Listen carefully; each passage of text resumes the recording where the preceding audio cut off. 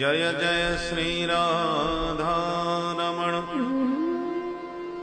जय जय नवल किशोर, जय गोपी चित चोर प्रभु, जय जय माखन चोर।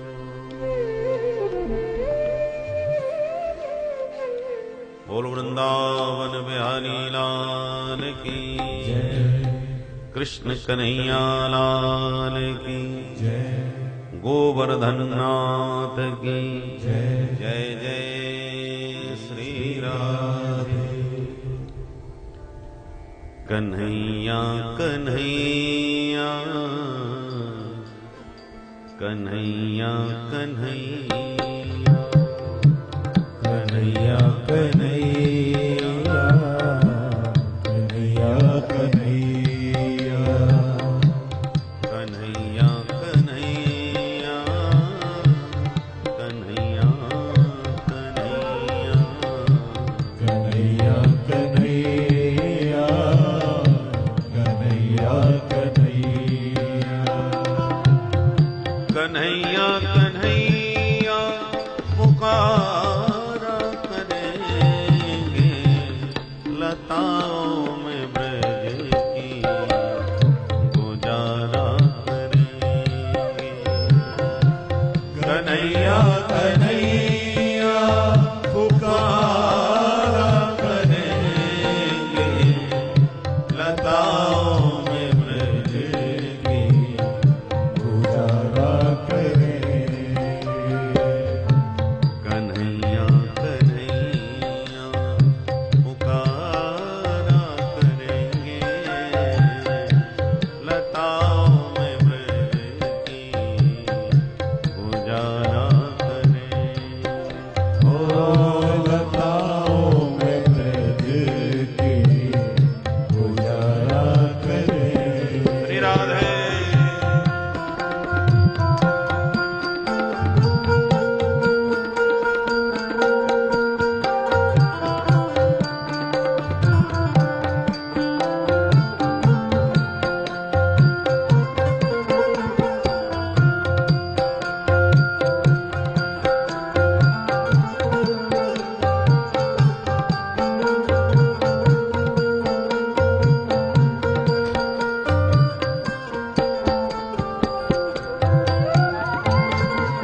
कहीं तो मिलेंगे वो बांके बिहारी, कहीं तो मिलेंगे वो बांके बिहारी, कहीं तो मिलेंगे वो बांके बिहारी, कहीं तो मिलेंगे वो बांके बिहारी। उन्हीं के चरण चित लगाया करेंगे, उन्हीं के चरण चित लगाया करेंगे। बोल कृष्ण कन्हैया लाल की जय, श्री गोवर्धन नाथ की जय, जय जय श्री राधे।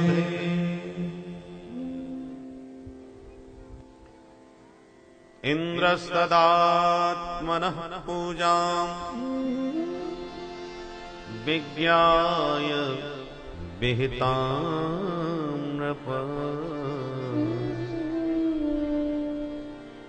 गोपेभ्यः कृष्णनाथेभ्यो नन्दादिभ्यश्चुकोपसः।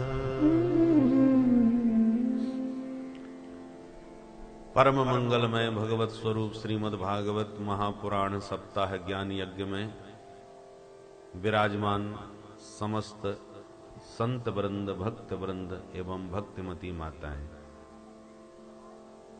कल हम सबने माधव की मधुराति मधुर बाल लीलाओं का आस्वादन किया। भगवान ने कृष्णावतार में जहां एक ओर असुरों का संहार किया, वहीं दूसरी ओर सुरों का भी खूब मान मर्दन किया। देवराज इंद्र का मान भंग करने के लिए माधव ने स्वयं पुजारी और स्वयं पूज्य बन करके ब्रजवासियों से अपनी ही पूजा करवा ली। जो ब्रजवासी दीपावली के दिन इंद्र की पूजा करते थे, भगवान ने उस दिन इंद्र की पूजा का विरोध किया, तो फिर किसी की भी पूजा नहीं भई। दूसरे दिन जब ब्रजवासियों ने दोबारा मीटिंग करी, भैया काऊ की तो पूजा कर लो, तब सब ग्वाला बोले भाई हम तो जो कन्हैया कहेगा सो करेंगे। कन्हैया के पक्ष में निर्णय हुआ और दूसरे दिन दिवाली के प्रतिपदा को, कार्तिक शुक्ल प्रतिपदा को गिरिराज जी का पूजन हुआ, जो परंपरा से आज भी हम लोग करते हैं। गोवर्धन की पूजा विधिवत भई प्रतिपदा को। दौज को यमदुतिया का पर्व ब्रजवासियों ने मिलजुल के मस्ती से मनाया। इंद्र को पता चला कि कृष्ण ने मेरी पूजा बंद करा दी। मेघों को आदेश दिया, जाओ इतना जल बरसाओ कि सारा ब्रज पानी में डूब जाए।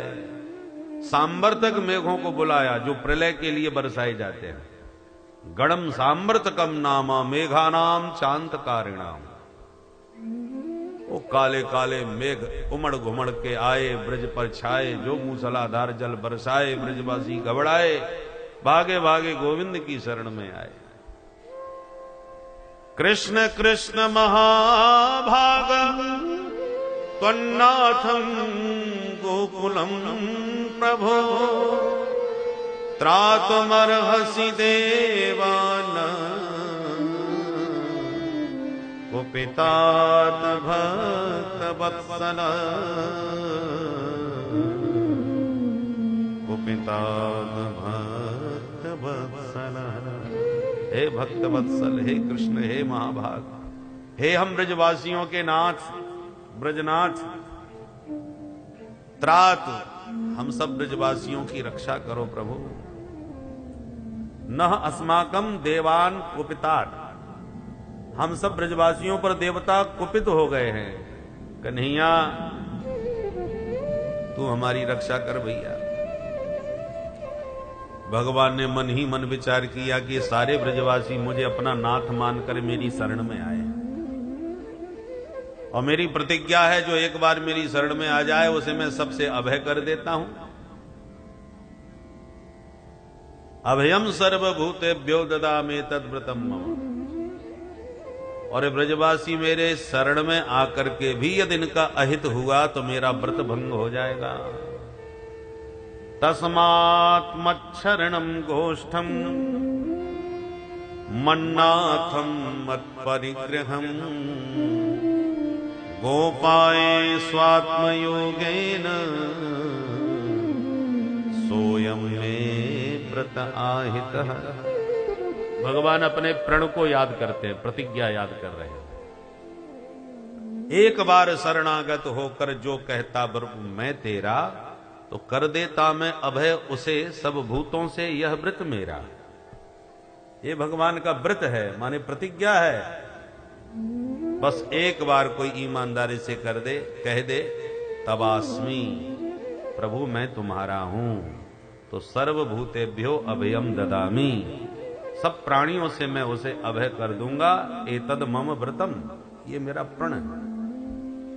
उस प्रण को स्मरण करके भगवान बोले ब्रजवासियों कोई मत घबराओ भैया, अरे जा देवता की अपन ने मिलके पूजा करी है, वही देवता अपनी रक्षा करेगा, चलो मिलके बाकी शरण में चले। ठीक है कन्हैया, तेरो देवता है, तू ले चल, जहां कहोगे चलेंगे।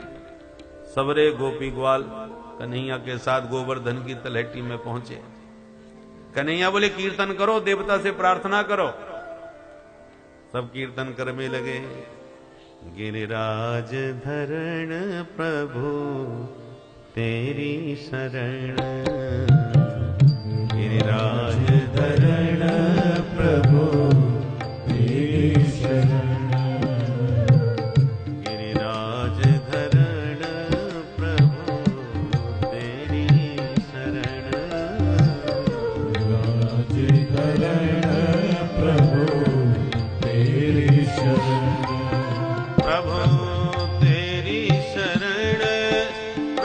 तेरी शरण, तेरी शरण प्रभु तेरी शरण,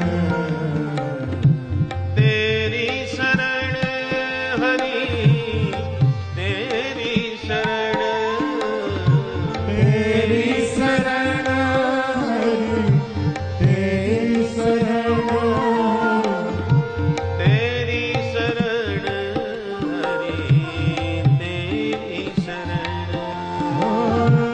तेरी शरण हरि तेरी शरण, गिरिराज धरण प्रभु तेरी शरण, राज करण प्रभु तेरी शरण, गिरिराज धरण प्रभु तेरी शरण,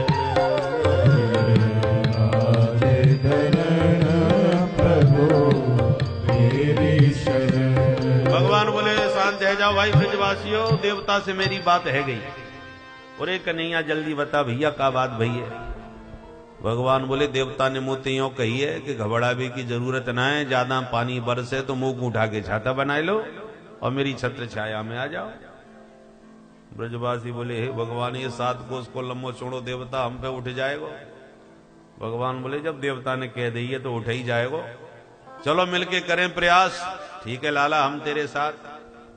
और इत्युक्तेन हस्तेन कृत्वा गोवर्धनाचलम दधार लीलया कृष्ण छत्राकमिव बालकः। जैसे बरसात ऋतु में छोटे छोटे बच्चे कुकुरमुत्ता उखाड़ के उसका छाता बना के खेलते हैं, ऐसे कन्हैया ने 7 कोस के गोवर्धन को 7 वर्ष की उम्र में सहजता से उठा करके एक हाथ पर धारण कर लिया। गिरी को धारण करने से भगवान का नाम गिरधारी हो गया। बोले गिरधारी भगवान की जय। अब सुखदेव जी तो भागवत में कह रहे हैं कि एक हाथ पर उठाया, पर पद पदावलियों में भक्तों ने गाया है कि भगवान ने तो एक अंगुरिया पे ही उठा लियो, हाथ की जरूरत ना पड़ी, वो भी कनिष्ठ अंगुली पर, छिंगों पर, सबसे छोटी अंगुली पर गोवर्धन उठा दिया। पर हमारे ब्रजवासी कहते नहीं नहीं अंगुरिया की भी जरूरत ना पड़ी कन्हैया को, तो उन्होंने तो नाखून पे ही उठा लियो। ब्रजवासी गाते ना अरे नख पर गिरवर लीन्यो धार कन्हैया मेरो बारो। नख पर गिरवर लीन्यो धार कन्हैया मेरो बारो। नख पे गिरवर लीन्यो धार कन्हैया मेरो बारो। नख पर गिरवर लीन्यो धार कन्हैया मेरो बारो। नख पे गिरवर लीन्यो धार कन्हैया मेरो बारो। नख पर गिरवर लीन्यो धार कन्हैया मेरो बारो। नख पे गिरवर लीन्यो धार कन्हैया मेरो बारो। नख पर गिरवर लीन्यो धार कन्हैया मेरो बारो। ओ कन्हैया मेरो बारो। ओ कन्हैया मेरो बारो। हाँ कन्हैया मेरो बारो। ओ कन्हैया मेरो बारो। बोल गोवर्धन नाथ की जय। गिरिराज महाराज की जय। काकसी सरकार की जय। भगवान ने कार्तिक शुक्ल तृतीया से गोवर्धन उठाया, इंद्र ने मूसलाधार पानी बरसाया और 7 दिन तक अखंड पानी बरसता रहा। तिथि हो गई अक्षय नवमी, तृतीया से अक्षय नवमी तक 7 वर्ष के कन्हैया ने 7 कोस के गोवर्धन को 7 दिन और 7 रात तक धारण करके रखा। इंद्र ने कहा जरा पता तो लगाओ वो क्या हाल है। जो आकर के देखा तो ब्रज में धूल उड़ रही है, पानी का पता ही नहीं। होश उड़ गए इंद्र के। 7 दिन का इतना भयंकर जल कहां गया? गोवर्धन उठाए, जो भगवान गिरधारी का दर्शन किया, इंद्र की सारी अकड़ निकल गई। तुरंत मेघों से कहा भाग जाओ। तुरंत सारे मेघ भाग गए, आकाश एकदम साफ हो गया। भगवान बोले ब्रजवासियों देखो पानी बंद है क्या, और निकलो सब बाहर। ब्रजवासी सब बाहर भय। और भगवान ने जहां से उठाया तो वहीं ज्यों का त्यों पुनः गोवर्धन स्थापित कर दिया। जो बाहर निकले सारे ब्रजवासी दंडोत प्रणाम करवे लगे कन्हैया को। कन्हैया बोले ये क्या करो भैया? ब्रजवासी हाथ जोड़ के बोले कन्हैया मान गए तुम भगवान हो। भगवान ने मन में सोचा कहीं सचमुच भगवान मान लिया तो अवाली घर ले जाके काऊ अलवारी में बंद करके 4 चिनोरी को भोग लगा के 2 अगरबत्ती घुमा के 13 तुझको अर्पण करके छुट्टी। फिर हमारा खेलना कूदना भागना दौड़ना खाना पीना सब बंद हो जाएगा। ऐसे भगवान बनवे थे क्या फायदा? तुरंत भगवान हंस के बोले ए ब्रजवासियों तुम बड़े भोरे हो भाई, मैं कोई भगवान ना है। ब्रजवासी बोले भगवान ना है तो 7 को उसको गोवर्धन कैसे उठा लियो भाई? कन्हैया बोले देखो भाई ब्रजवासियों तुम्हें पतो ना है, ये जो देवता है ना यानी मुझको एक मंत्र दे रखो है। वह मंत्र में चमत्कार है कि मैंने कहीं पढ़ दियो और मंत्र पढ़ते समय जो भी मोकू देखेगा बाकी सबरी शक्ति फिर मुंह में ही आ जाए। तो मैंने गोवर्धन उठाते ही मंत्र पढ़ दियो और तुम टुकुर टुकुर मोकू देखने लगे तो तुम सबन की ताकत मुंह में आ गई, मैंने अकेले ने गोवर्धन उठाई दियो। ब्रजवासी बोले ओहो जे बात है, वही हम सोच रहे कि आजकल हम कमजोर क्यों पड़ रहे हैं भाई। अब बात समझ में आई, चौरे नंद के छोरा कल तक माखन चुरायो कर तो अब हमारी शक्तियों चुराए भी लग गए हो। जम गई बात। कछु माखन को बल बढ़ो, कछु गोपन करी सहाय। श्री राधे जो की कृपा ते मैंने गिरवर लियो उठा। बोले गिरधारी भगवान की जय। बोले वाले ब्रजवासी मान गए लाला सब कछु है सके, मंत्रन की शक्ति में चमत्कार है। पर कन्हैया तूने ये बात ना बताई होती हम सचमुच तो को भगवान ही समझ बैठते। सारी भगवत्ता भूल गए और कन्हैया के साथ फिर पहले जैसा व्यवहार करने लगे, कबड्डी खेलने लगे। दूसरे दिन दशमी में एकांत अवसर पाकर के इंद्र ने भगवान के चरणों में साष्टांग दंडोत करी और 10 श्लोकों से ही भगवान की स्तुति गाई। विशुद्ध सत्वं तव धाम शांतम तपोमयं विशुद्ध सत्वं तव धाम शांतम तपोमयं भस्त्ररजस्तमस्कम् मायामयोऽयं गुणसम्प्रवाहो न वेद्यते ते ग्रहणानुबन्धः। मायामयोऽयं गुणसम्प्रवाहो न वेद्यते ते ग्रहणानुबन्धः। पिता गुरुस्त्वं जगतामधीशो पिता गुरुस्त्वं जगतामधीशो दुरत्यय काल उपात दंडः। दुरत्ययः काल उपात दंडः। हिताय स्वेच्छा तनुभि समीहसे। हिताय स्वेच्छा तनुभि समीहसे। मानं विधुन्वन् जगदीशमानिना। मानं विधुन्वन्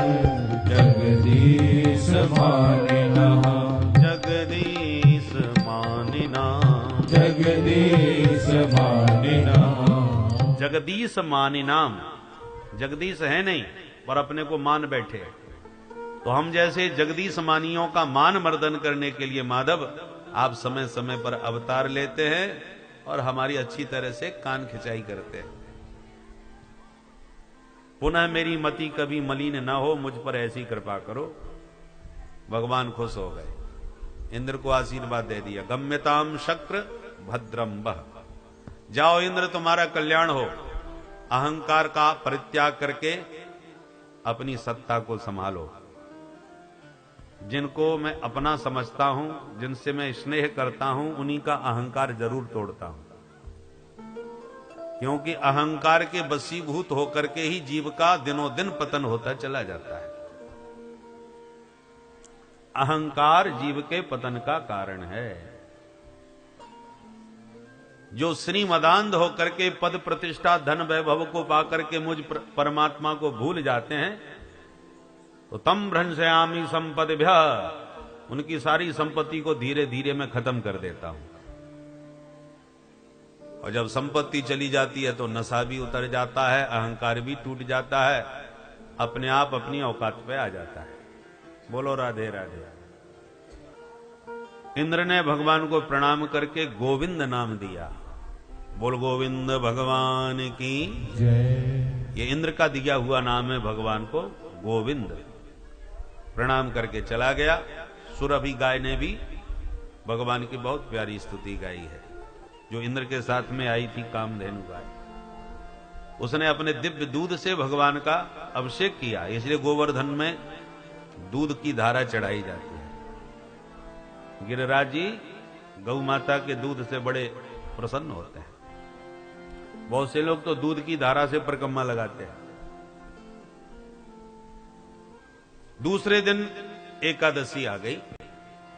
बाबानंद ने निराहार व्रत किया, वो भी निर्जला, पानी तक नहीं पिया। एकादशी का व्रत ईमानदारी से तो निर्जला ही होता है। वैसे तो अब निर्जला एकादशी आएगी, काकसी के हनुमान जी पर जब कथा होगी, निर्जला एकादशी कोई पूरी होगी। तो वैसे तो साल में एक बार निर्जला एकादशी प्राय लोग करते हैं, परंतु सत्य यह है कि प्रत्येक एकादशी निर्जला ही करनी चाहिए, यदि सामर्थ्य हो तो। वही असली व्रत है। और निर्जला न रह पाओ तो सजला कर लो,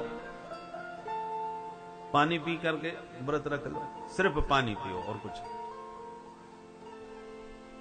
और सजला भी न बन सके तो सफला कर लो, केवल फलाहार कर लिया करो। तो सफला माने फल के सहित। पर एकादश्याम निराहार समभ्यर्च जनार्दनम स्नातुम नंदस्तु कालिंद्या द्वादश्याम जलमाविशत। बाबानंद ने एकादशी का व्रत किया, पर गलती से रात के 12 बजे नींद खुल गई तो उन्होंने समझा सवेरा हो गया, तो रात के 12 बजे जमुना जी में नहाने चले गए। जो डुबकी मारी तो वरुण के दूध पकड़ के नंद बाबा को भीतर ले गए। ग्वाला संग में गए थे, वो भागे भागे आए, कन्हैया तेरे बाबा जमुना जी में डूब गए भैया। भगवान भाग के गए, मारी छलांग, जमुना जी में पहुंच गए, वरुण लोक में। वहां नंद बाबा बंधे पड़े। वरुण ने जैसे ही प्रभु का दर्शन किया, दौड़ के दंडोत किया, आसन दिया, सिंहासन पर बैठा के पूजन किया। अहो भाग्य हमारे, प्रभु के चरण पधारे। अचानक कैसे आना हुआ? भगवान बोले आपने हमारे पिताजी को घर में बांध के पटक रखा है और हमारी पूजा कर रही हो, ये कौन सा तरीका है भाई? वरुण ने कहा आपके पिता कहां? भगवान बोले वो बैठे वहां। अरे राम राम राम राम, ये आपके पिताजी हैं? कान पकड़ के माफी मांगता हुआ बोला महाराज हमें बिल्कुल पता नहीं था, हमारे इन सेवकों ने अनजाने में बहुत बड़ी गलती कर दी, इन सब की ओर से मैं कान पकड़ के माफी मांगता हूं महाराज, जो कुछ हुआ एकदम अनजाने में हुआ, माफ कीजिए। अजानता माम केन मूढ़े ना कार्य वेदिना आनी तोयम तब पिता तद भवांक्षन्तुमर्हति। जब माफी मांगी तो ठाकुर जी खुश हो गए, वरुण को क्षमा किया और बाबा को लेके बाहर आए। जैसे ही बाबा जमुना जी के बाहर निकले, सबरे ग्वाला दौड़ करके घेर लिया। अरे बाबा कहां डुबकी मार के चले गए भीतर? नंद बाबा बोले हम कहूं ना गए भैया, हम तो नहावे क्यों आए। और भैया जैसी हमने डुबकी मारी सो 4 दबंग आए और दबोच के जबरदस्ती ले गए हमें भीतर। हम बहुत रोए, गिड़गिड़ाए, चिल्लाए, घबराए, पर एक ना सुनी हमारी, और भीतर ले जाके बांध के भटक दिए। फिर कहा थोड़ी देर में मेरे कन्हैया पहुंच गयो। जैसे ही मेरे लाला को देखो सो सबरे जाके पामन में गिर गए। बहुत बड़े सिंहासन पर बैठायो, या की बड़ी भारी पूजा करी। मैं तो देख देख के बाबर रह गया कि मेरे कन्हैया की कौन सी रिश्तेदारी निकल पड़ी। मेरी देखो विडंबना है रही है, छोरा की देखो पूजा है रही है। अब तक मेरी समझ में ये बात ना आई कि याकोबा से का संबंध।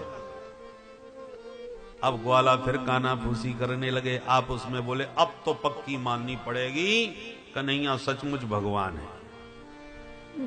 एक दिन घेर के कन्हैया ते ग्वाला बोले कन्हैया तो हमारे सिर की सौगंध है, हम ते झूठ मत बोलियो, आज तू हमें सांची सांची बता दे तू भगवान है कि ना है। कन्हैया ताली बजा के खूब हंसे। भाई ब्रजवासियों तुम काय को मेरे हाथों के पीछे पड़े हो, बार बार नेक नेक बात पे भगवान बना दो। आजकल भारत में वैसी बहुत सारे भगवान डोल रहे, नेक नेक चमत्कार दिखा करके लोग भगवान बन जाएं 1 मिनट में। भक्त कम हैं, भगवान ज्यादा हैं आजकल। बोलो राधे राधे। राधे राधे राधे। मैं कोई भगवान ना है भैया। ब्रजवासी बोले देख कन्हैया तू या सचमुच भगवान हो तो नेक हमें चुपचाप कान में कह दे, हम काऊ से ना बताएंगे, और हम ते झूठ मत बोलियो तो हमारी सौगंध है। कन्हैया बोले अच्छा एक बात बताओ, यदि मैं मानो भगवान ही भयो तो जान के तुम क्या करोगे? ब्रजवासी बोले भगवान हो प्रेम दे बनो रहे, हमें का लेनो देनो, हमें तो ते कछु चाहिए ना है। हमारी बस इतनी इच्छा है कि तू यदि बैकुंठ बारो भगवान है तो तेरो बैकुंठ कैसो है काऊ दनाने का मुंह दिखाई दे भैया ने, घुमाए दे फिराए दे, और हमें तो ते कछु ना चाहिए। भगवान बोले सुनो हम भगवान हो चाहे ना हो या झगड़े में तो पड़ो मत। तुम्हें बैकुंठ देख भी की इच्छा है रही है तो तुम जब कहोगे तब दिखाई देंगे। अच्छा कन्हैया तो तू तो हमें आज ही दिखाई दे। अच्छा तो आओ मेरे संग। सबरे ग्वाला नंद बाबा को साथ में लेकर के कन्हैया के पीछे चल दिए। नंद बाबा भी संग में होली है, कौन सा बैकुंठ दिखाएगा ने देखूं तो सही। सब ग्वाला कन्हैया के पीछे पीछे चल के पहुंच गए ब्रह्मकुंड। ब्रह्मकुंड है वृंदावन में, आपने रंग जी का मंदिर देखा होगा जहां सोने का खंबा है। उस रंग जी के मंदिर के बिल्कुल पास में ही अभी भी ब्रह्मकुंड बना हुआ है। बहुत सुंदर स्थान है, दर्शन करें। अभी 21 मार्च से 27 मार्च तक होलिकाष्टक जो लगेगा, होली का अवसर हो। वृंदावन में तो 8 दिन पहले से ही होली चालू हो जाती है, अष्टमी से ही। तो अष्टमी से पूर्णिमा तक श्रीमद् भागवत की कथा भी हमारे पारासर अध्यात्म पीठ की जो स्थापना हुई वहां पर कथा होगी। वार्षिक महोत्सव मनाया जाएगा। तो आप लोग जो वृंदावन जाना चाहें और वृंदावन की होली का आनंद लेना चाहें, क्योंकि जग होरी ब्रज होरा, ब्रज में होली नहीं होरा होता है, और बड़ी विकट होली होती है। तो ब्रज की होली का आनंद लेना हो तो आओ वृंदावन धाम में। अनेक विद्वानों के द्वारा भागवत के मूल श्लोकों का पारायण होगा। आप भी परीक्षित बन करके बैठ के भागवत का पारायण करवा सकते हैं। वहां हमारे श्याम प्रेम संस्थान के द्वारा सारा प्रबंधन किया जाएगा। हमारे पचौरी जी बैठे हैं, कदाचित आपका मन वहां बैठ के कथा सुनने का और 7 दिन वहां रहने का हो तो प्रेम से पचौरी जी को अपना नाम अंकित करा सकते हैं। वहां पर खूब धूमधाम से होली का भी आनंद लेंगे, भागवत की कथा भी सुनिए और साथ ही साथ बड़े बड़े विद्वानों का प्रवचन और आशीर्वाद भी वहां प्राप्त होगा। संभावना है कि वहां महारास लीला की भी आपको झांकी का दर्शन हो। तो आप लोग यदि चलना चाहें और ब्रज का दर्शन करना चाहें होली के अवसर पर, बस आई गई होली, अब तो 21 मार्च से कार्यक्रम है, आप लोग आ सकते हैं पचौरी जी को नाम अंकित करा के। बोल वृंदावन बिहारी लाल की जय।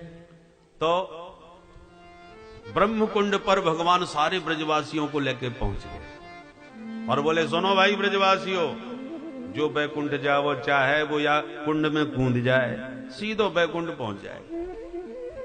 अब ब्रजवासी एक दूसरे को मुंह देखने लगे, ये कौन से बैकुंठ में भेजेगो भाई, कन्हैया या कुंड में कूद के बैकुंठ पहुंच जाएंगे? भगवान बोले हाँ। तो लाला ये और बता, वहां पहुंच तो जाएंगे, फिर वापिस भी आएंगे कि वहीं रह जाएंगे? कन्हैया बोले, चिंता काय क्यों करो, मैं तुम्हें संग में लेके चलूंगा, संग में वापिस भी लाऊंगा। और एक कन्हैया, जब तू संग में चलेगा तो फिर हमें काय बात को डर। और धमाधम सबरे कूद गए महाराज, पर डुबकी मारी कुंड में और निकल पड़े सब बैकुंठ में। बोल बैकुंठनाथ भगवान की जय। ते तो ब्रह्महृदं नीता मगना कृष्णेन चोद्धृता दद्रसुर ब्रह्मणो लोकम् यत्रा क्रूरोऽध्यगात् पुरा यत्रा क्रूरोऽध्यगात् पुरा। डुबकी मारी कुंड में, निकल पड़े बैकुंठ में। जो बैकुंठ में अपने आप को ब्रजवासियों ने खड़ा पाया तो चारों तरफ देखने लगे, भैया अपन सचमुच बैकुंठ में आ गए भैया, देखो देखो सब चार चार हाथ वाले घूम रहे, सर्वे पद्म पला साक्षात पीत कौशेय वास। सबके सब चतुर्भुज रूपधारी भगवान के दिव्य पार्षदों का दर्शन हुआ बैकुंठ में। आपस में बोले, दो हाथ वाले तो हम ही तुम्हें भैया, बाकी तो सब चार हाथ वाले डोल रहे हैं यहाँ पे। भाई बड़ो जोरदार बैकुंठ है, चलो और भीतर तक देख के आए। एक बोलो, सावधान, परदेश वाली बात है, कहीं इधर उधर भटक ना जाए, कन्हैया लाया हुआ है तो वही घुमावेगो, अपन कहूं ना जाए रे। बोलो राधे राधे राधे राधे। एक बोलो, कन्हैया कहाँ है? अब चारों तरफ ताकें, कन्हैया कहीं नजर ना आवे। हे भगवान, ये कन्हैया हमें परदेश में अकेलो छोड़ के कहां भाग गए हो भाई, भाग के बिना हमारी तो बड़ी विडंबना है जाएगी। एक बोलो, घबराओ मत, चलो काऊ से पूछ लो। तो भगवान के पार्षद जो खड़े थे उनके पास डरते डरते ग्वाला गए और जाके बोले, भैया जी राम राम। उन्होंने तुरंत इशारा किया, मौनम आस्ताम, सब बिल्कुल शांत। अब ब्रजवासी और ज्यादा घबरा गए, आप उसमें बोले, भैया ये अपन कहां फंस गए, ये कोई राम राम ही ना करे। दूसरों बोलो, यहां राम राम की रिवाज नहीं होगी भाई, यहां की भाषा कछु और होगी, यहां कछु और बोलो जातो होएगो। तो भैया तो अपन कहां जाएं, कन्हैया ढूंढबे। तब तक एक बोलो, अरे वो देख, वो नाग के ऊपर जाके वो बैठ गए हो कन्हैया। शेष नाग की सैया पर विराजमान भगवान दूर से दिखाई पड़े। एक बोलो, भैया वृंदावन में 100 फन वाले काली नाग पे उठ चढ़ गए हो और यहां के 1000 फन वाले नाग पे जाकर के लेट गए हो, ये निश्चित का नहीं है। और जो मिलवे को आगे दौड़े तो सेवकों ने रोक दिए, सावधान, दूर से यहीं से दंडौत करो, आगे कोई नहीं जा सकता। सो बेचारे हाथ जोड़ के दूर से ही प्रणाम करने लगे, वारे कन्हैया तेरे तो बड़े ठाट हैं लाला। और इतने में देखा कि ब्रह्मा जी, शंकर जी, वरुण जी, कुबेर जी, जितने देवता हैं दिग्गज, सब एक एक करके पंक्तिबद्ध आ रहे हैं, भगवान को प्रणाम कर रहे हैं और विविध छंदों से, वेद मंत्रों से भगवान की स्तुति गा रहे हैं। ग्वाला बोले, देख देख, अब तक 4 हाथ वाले दिख रहे थे, अब 4 4 मुंह वाले भी आए गए। और ये सबके सब कन्हैया की तरफ हाथ जोड़ के कैसे गिड़गिड़ा रहे हैं। देखो तो कन्हैया के ठाठ भाई, गजब कर दियो याने तो। आनंद भी खूब आ रहा है ब्रजवासियों को गोविंद का ऐश्वर्य देख करके, और मन में घबरा भी रहे हैं कि हम कहां फंस गए भैया, अपने कन्हैया के पास भी ना जा पा रहे। नंदादयस्तु तम दृष्ट्वा परमानंद निर्वृता कृष्णं च तत्र छंदोभि स्तूयमानं सुविस्मिता। गोविंद के इस अद्भुत ऐश्वर्य का दर्शन करके ब्रजवासी सुविस्मिता, अत्यंत आश्चर्यचकित हो रहे हैं। ग्वाल आप उसमें कह रहे हैं, वो तो अपनी आंखन पे विश्वास ही ना होवे, ये अपनों ही कन्हैया है। अरे यार, मैंने कितनी बार कबड्डी में गिराया हो, कितनी बार घोड़ा बना के आके कंधे पे मैं चढ़ गयो, और आज तो मैं जाके बगल में ना जा सकूं। जाके तो बड़े जोरदार ठाटे हैं भाई।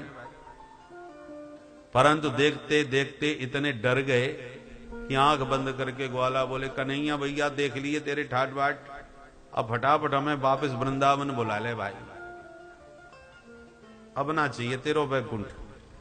बस इतना कहते ही जहां डुबकी मारी थी उसी कुंड से उछल के सब बाहर निकले, और जैसे ही बाहर निकले तो क्या देखते हैं कि कन्हैया हाथ में बंसी लिए पास में खड़े खड़े मंद मंद मुस्कुरा रहे हैं। बोल बंसी वारे की जय। दौड़ करके सबरे ग्वाला कन्हैया से लिपट गए। लाला तेने गजब कर दियो आज। भगवान बोले, बताओ कैसो लगो वैकुंठ। बोले, कन्हैया बस पूछे ही मत, हमने जिंदगी में पहली बार 4-4 हाथ वाले 4-4 मुंह वाले देखे भैया। बहुत ही गजब को तेरो वैकुंठ है, हम तो वाकई महिमा को वर्णन ना कर सके। भगवान बोले, तो आनंद आयो कि ना है? ब्रजवासी हाथ जोड़ के बोले, लाला तुम बुरो मत मानियो, हम सांची सांची बताएं। हाँ हाँ सांची सांची बताओ। तो कन्हैया सांची बात यह है कि तेरो वैकुंठ है बड़ो जोरदार, ये कहनी पड़ेगी, पर यह भी बात सत्य है कि तेरे वैकुंठ में हमें तो नेकु आनंद ना आयो। भगवान बोले, क्यों भैया, तुम्हें वैकुंठ में क्या कमी पड़ गई? ब्रजवासी बोले, देख सबसे बड़ी कमी तो यह है कि कोई काऊ से राम राम ही ना करे। हमने चल के एक से राम राम करी तो बोला चुप, तो हम तो डर गए भैया, फिर हमने दूसरे काऊ से बात ही ना करी। हमने सोची कि यहाँ की कछु और भाषा होगी, हमारी बात बाके पल्ले ना पड़ेगी, बाकी बात हमारे पल्ले ना पड़ेगी, बात कर वही बेकार। फिर हमने तो बड़े भारी नाग पे बैठो पायो, तो हमने सोची भैया अपनो कन्हैया तो अपन को पहचान ही लेगो। हमने दौड़ के तोते मिलवे की भरपूर कोशिश करी, पर काऊ ने ना मिलन दी, हमें हाथ पकड़ के दूर खड़े कर दिए। हमें हाथ जोड़ के तेरे सामने खड़ो होना पड़ो भैया। कितनी देर तक तेरे हाथ जोड़ते रहे, तेने एक बार हमें ना देखो, ना हमारे पास आयो, ना हमें अपने पास बुलायो। ऐसो बैकुंठ लेके हम क्या करेंगे? बात है हमारो वृंदावन लाख गुनो बढ़िया, जो रोज कबड्डी खेल रहे हैं तेरे साथ, नित्य तेरे साथ गैया चरा रहे हैं, तेरे संग बैठ के भोजन खा रहे हैं। जो सुख या ब्रज में तेरे संग मिलेगा वो बैकुंठ में कहां जरो। तो हम तो तेरे बैकुंठ के दूर से ही हाथ जोड़े, हमें जरूरत ना है तेरे बैकुंठ की। बोल वृंदावन बिहारी लाल की जय। तो भगवान जितने ब्रज में सुलभ हैं, उतना कहीं भी भगवान सुलभ नहीं हो सकते। बैकुंठ के भगवान बड़े दुर्लभ और ब्रज के ठाकुर बड़े सुलभ। बैकुंठ में तो शेष महेश गणेश दिनेश सुरेश जाहे निरंतर ध्यावे, और वृंदावन में ताहे अहिरी की छोहरियां छचियां वर छाछ पे नाच नचावे। ब्रह्मादिक देवता जिन परमात्मा की तनिक भ्रकुटी से भयभीत हो जाते हैं, भ्रकुटी विलास सृष्टि लय होई, ये बैकुंठ में विराजे भगवान के ठाट है। पर उन्हीं बैकुंठनाथ भगवान को जब ग्वालिनियों के द्वारा अपनी छाछ पर नाचते हुए गोविंद को देखते हैं, गोपियां कहती हैं, कन्हैया बढ़िया ठुमका लगा के नाच के दिखा दे, नाचनी को लगो तो ताजी ताजी छाछ पिवाऊंगी। तो गोपियों की छाछ पीने के लिए ठुमका लगा लगा करके उन गोपियों को रिझा रहे हैं। इतने सरल ईश्वर का दर्शन करके ब्रह्मादिक देवताओं की भी खोपड़ी खराब हो जाती है, विश्वास नहीं होता ये वही ईश्वर है। इसलिए ब्रज का ठाकुर तीनों लोकों से निराला है और बड़ा ही चटपटा ठाकुर है, रसीला ठाकुर है। हमारे ब्रजवासी गाते हैं ना रसिया में, अरे ऐसो चटक मटक सो ठाकुर तीनों लोकन हूँ मैं नाय। ऐसो चटक मटक सो ठाकुर तीनों लोकन हूँ मैं नाय। ओ ऐसो चटक मटक सो ठाकुर तीनों लोकन हूँ मैं नाय। ओ ऐसो चटक मटक सो ठाकुर तीनों लोकन हूँ मैं नाय।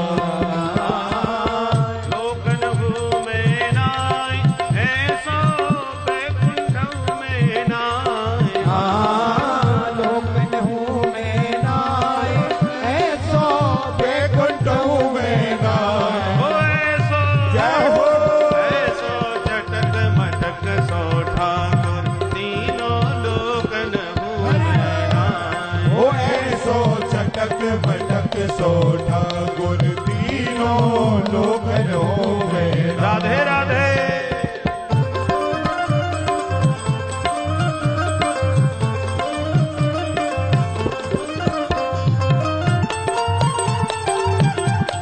नंद के लाला की जय हो।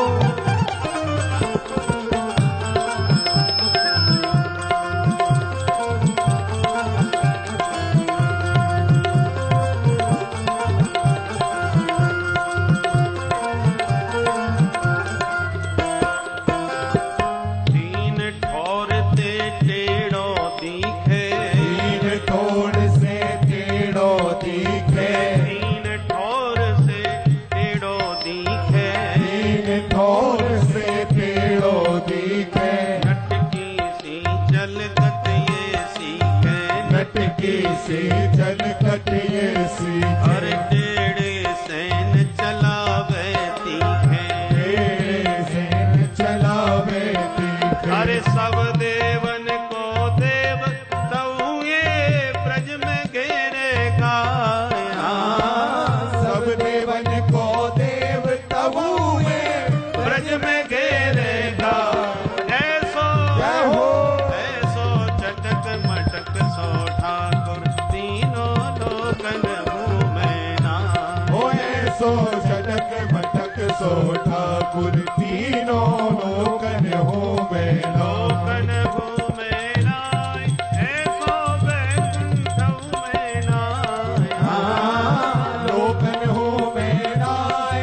ऐसो वैकुंठ हूँ मैं नाय। चटक मटक सो ठाकुर तीनों लोकन हूँ मैं नाय। हो ऐसो चटक मटक सो ठाकुर ताली बजा के तीनों लोकन हूँ मैं लोकन हूँ मैं नाय। ऐसो वैकुंठ हूँ मैं नाय। लोकन हूँ मैं नाय। ऐसो वैकुंठ हूँ मैं नाय। ओ ऐसो जय हो। ऐसो चटक मटक सो ठाकुर तीनों लोकन हूँ मैं नाय। हो ऐसो चटक मटक सो ठाकुर तीनों लोकन हूँ मैं नाय। ओ ऐसो वैकुंठ हूँ मैं नाय। हो ऐसो वैकुंठ हूँ मैं नाय। ओ ऐसो तीन लोक मैं नाय। हो ऐसो तीन लोक में बोल बंसी वारे की जय। सुखदेव जी महाराज भगवान के दिव्य महारास लीला का वर्णन करते हैं, जो सबसे अंतरंग लीला है श्रीमद् भागवत की। 5 अध्यायों में इसका वर्णन है, इसलिए इसको रास पंचाध्यायी कहा जाता है। भगवान ने देखा और देवताओं का तो अहंकार मैंने सबका तोड़ दिया, पर सबसे बड़ा अभिमानी ये कामदेव अभी बैठा है। ब्रह्मा जी को सरस्वती जी के पीछे भगा दिया, भोले बाबा को मोहिनी भगवान के पीछे दौड़ा दिया। अब ब्रह्मा शंकर को ही नहीं छोड़ा और नारद जी जैसे संत को सुंदर से बंदर बनवा दिया। ये कामदेव ने सबको नचा दिया, तो इसको बड़ा अभिमान हो गया। ब्रह्मादि जय संरूढ़ दर्प कंदर रूपदर्पहा जयति श्रीपतिर्गोपी रासमण्डलमण्डनः।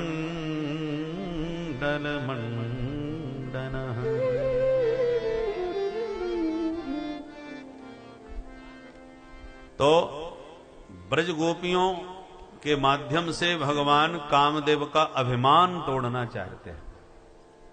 आ गई शरद पूर्णिमा की रात। चीर चुराते समय गोपियों को जो भगवान ने वचन दिया था कि शरद पूर्णिमा पे हम तुम्हारा मनोरथ पूर्ण करेंगे, वही शरद पूर्णिमासी का दिन आया। भगवान पिता रात्रि शरदोत्फुल्ल मल्लिका वीक्षरन्तुं मनश्चक्रे योगमायामुपाश्रितः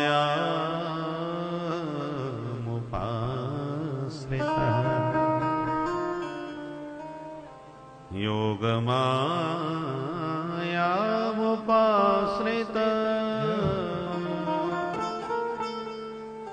योगमायामुपाश्रितः।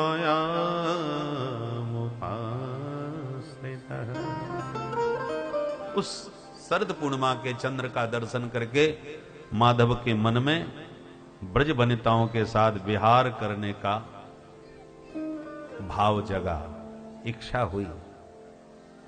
तो भगवान ने योग माया का आश्रय लिया। योग माया कौन है? योगाय संयोगाय या माया कृपा ताम आश्रितः योग माया मुपाश्रितः। जो भटके हुए जीव हैं उनको अपनी कृपा से जो भगवान के सन्मुख ला करके प्रभु के चरणों से जोड़ देती हैं, उन भगवान की आह्लादनी शक्ति वृषभानुनंदनी राधा रानी को ही यहां योग माया कह करके सुखदेव जी ने स्मरण किया है। सुखदेव जी जब राधा नाम लेते हैं तो 6 महीने की समाधि लग जाती है। इतना प्रेमोद्रेक उनके हृदय में जागृत हो जाता है, ऐसा प्रेम उमड़ पड़ता है। इसलिए सुखदेव जी ने संपूर्ण भागवत में कहीं राधा नाम नहीं लिया। पर राधा रानी के बिना रास भी नहीं हो सकता, इसलिए राधा नाम न लेकर के अन्य नामों से किशोरी जी का स्मरण किया। यहां योग माया कह करके किशोरी जी का स्मरण करें। युज्यते भगवता श्री कृष्णेन सह संश्लिष्यते सा योगा श्री राधा ताम उपाश्रितः। जो प्रतिपल प्रतिक्षण प्यारे प्रभु से निरंतर जन का सर्वांगीण मिलन रहता है, एक पल को भी प्रभु से जो पृथक नहीं होती।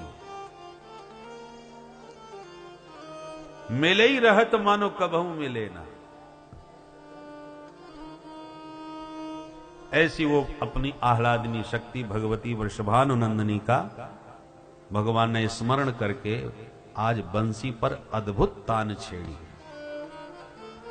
आज बंसी में भगवान ने ऐसा स्वर छेड़ा, ऐसी तान खींची कि बंसी की तान जिस गोपी के पड़ी कान, वही भूल गई समस्त भान, देह गेह का कुछ नहीं रहा ज्ञान। बंसी की तान सुनते ही जो गोपी जहां जिस हालत में थी वैसी उठ धाई। जैसे चुम्बक खींच लेती है लोहे को, ऐसी माधव की मुरली ने गोपियों के मन को खींच लिया। कृष्ण गृहीत मानसा। सुखदेव जी वर्णन करते हैं कैसी बंसी बजी। निसम्य गीतम तदनंग वर्धनम, निसम्य गीतम तदनंग वर्धनम, निसम्य गीतम तदनंग वर्धनम, निसम्य गीतम तदनंग वर्धनम, ब्रजस्त्रिय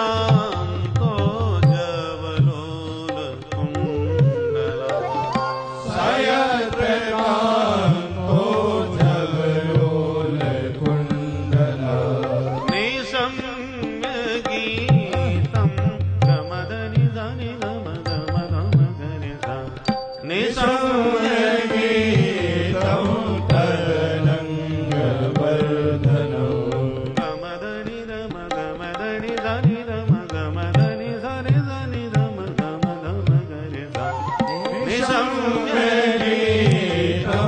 तरंग वर्धनम् व्रजस्त्रिय कृष्ण गृहीत मानसा व्रजस्त्रिया कृष्ण गृहीत मानसा आजगमुरन्योन्यमलक्षतोद्यमा आजगमुरन्योन्यमलाक्षितो जना आजगमुरन्यो निधमम गमदद मदनि निधनि सा आजगमुरन्योन्यमलाक्षितो जना सरि सरि सनि सनि धनि धम गम गम गने गने सा धनि सा गम धनि सा सगानि सनि धम गम धनि सा गम धनि सा गम धनि सा आजगमुरन्योन्यमलाक्षितो जना सायत्र कान्तो जवलोलकुण्डला सयत्रकान्तो जवलोलकुण्डला निसंज्ञगीतं तदनन्दवर्धनम् निसंगीतं तदनङ्गवर्धनम् तदनन्दवर्धनम् बोल बंसी वारे की जय बंसी का स्वर सुन करके सब गोपियां आजगमुह घर परिवार सब छोड़ करके गोविंद के पास आ गई। एक गैया दो रही थी और बंसी सुनते दोहनी वहीं पटक करके सीधी भागी कन्हैया के पास। एक हलवा बना रही थी तो कढ़ाई चूल्हे पे ही चढ़ाई छोड़ के भागी।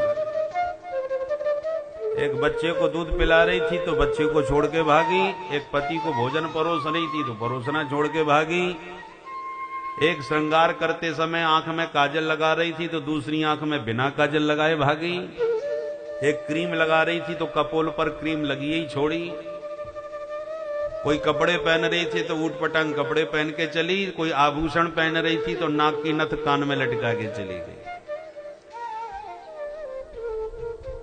माने किसी को भी शरीर का श्रृंगार का कुछ भी होश नहीं रहा। पांचै भूले देह सुधि छठे भावना रास की सातें पावे रीति रस श्री स्वामी हरिदास की। साधना की प्रेम की पंचम भूमिका में पहुंच करके साधक को शरीर का भान नहीं रह जाता। और जिनको देह का भान छूट जाता है, देहाध्यास की निवृत्ति हो जाती है, जिनकी वे ही महारास में प्रवेश पाते हैं। शरीर की सुध बुध नहीं रहती है। भक्तों के हृदय भवन में भगवान का महारास निरंतर होता रहता है। ये द्वापर में ही नहीं हुआ, आज भी वृंदावन में रास रचाते हैं ठाकुर जी। और भक्तों के हृदय में तो अहरनिश। एक बार श्री स्वामी हरिदास महाप्रभु जो निधिवन में विराजते, वृंदावन में निधिवन, जहां पर उन्होंने अपने स्वर संगीत से श्री बांके बिहारी लाल को प्रकट किया, तो आनंद में हमेशा उनके प्रेम में डूबे रहते थे। कुंजों में विराजते थे, वहीं प्रिया प्रीतम को रिझाते थे गा गा करके। जिनके तानसेन जैसे चेला, बड़े बड़े धुरंधर संगीतकार जिनके कृपा पात्र थे, बादशाह अकबर को स्वयं आकर के उनका संगीत सुनना पड़ा, वो दरबार में नहीं गए किसी के। ऐसे परम रसिक, बहुत दूर दूर से भक्त लोग उनके दर्शन करने आते थे। एक भक्त विदेश से आया और बहुत कीमती इत्र लाया कि स्वामी जी को इत्र भेंट करूंगा जिससे ठाकुर जी की सेवा करेंगे। तो निधिवन में पहुंचा, स्वामी जी आंख बंद की अपनी मस्ती में थे, प्रिया प्रीतम को रिझा रहे थे मन ही मन। उधर उसने ला करके वह बहुमूल्य इत्र की शीशी भेंट कर दी। स्वामी जी ने तुरंत वह शीशी उठाई, ढक्कन खोला और जमुना जी की रेती में उड़े दी। उस बेचारे का तो पूरा मूड खराब हो गया।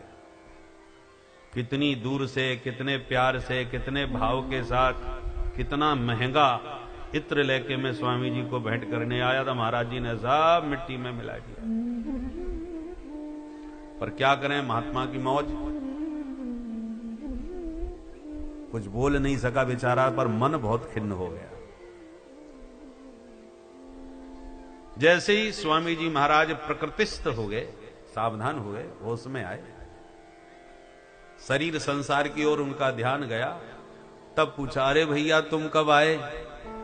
महाराज बड़ी देर से आपके दर्शन कर रहा हूं। बिहारी जी के दर्शन किए? बोले अभी नहीं महाराज, बस सीधा आपके पास ही आता जा रहा हूं। स्वामी जी बोले जाओ पहले बिहारी जी के दर्शन करो फिर आओ।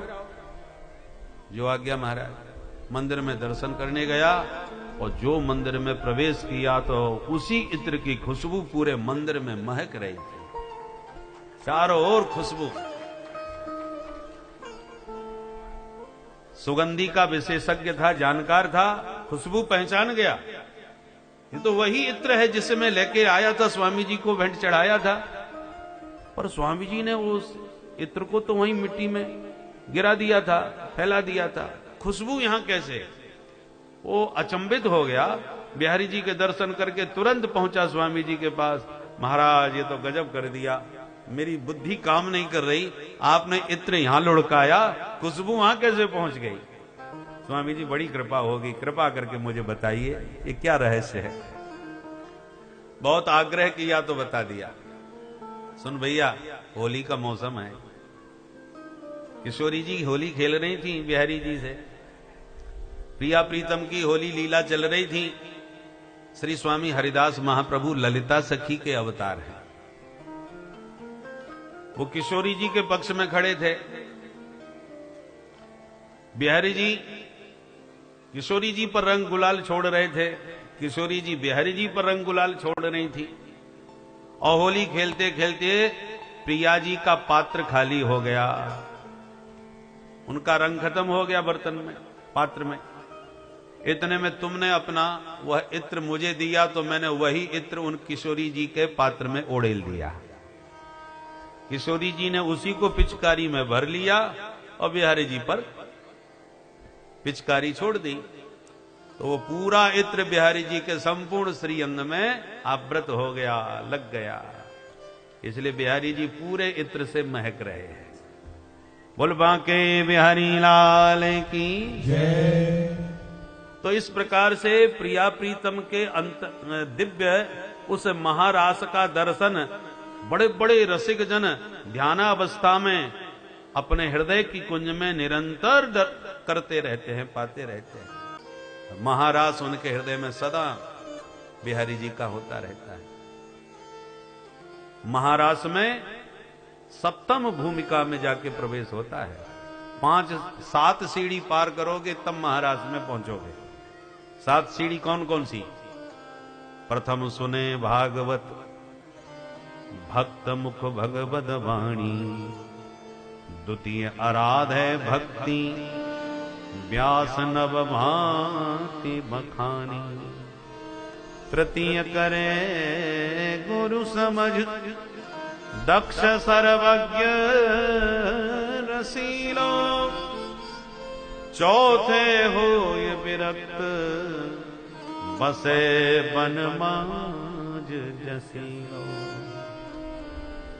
पांचे भूले देह सुधी, फिर छठे भावना रास की, साते पावे रीत रस, श्री स्वामी हरिदास की।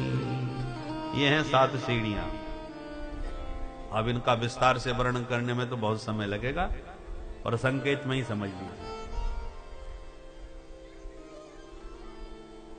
तो जैसे ही सभी गोपियां गोविंद के पास आईं, एक गोपी सजने समरने में लग गई और फिर जब निकली तो पति ने उसको कमरे में कैद कर दिया। कहां भागती फिर रही हो?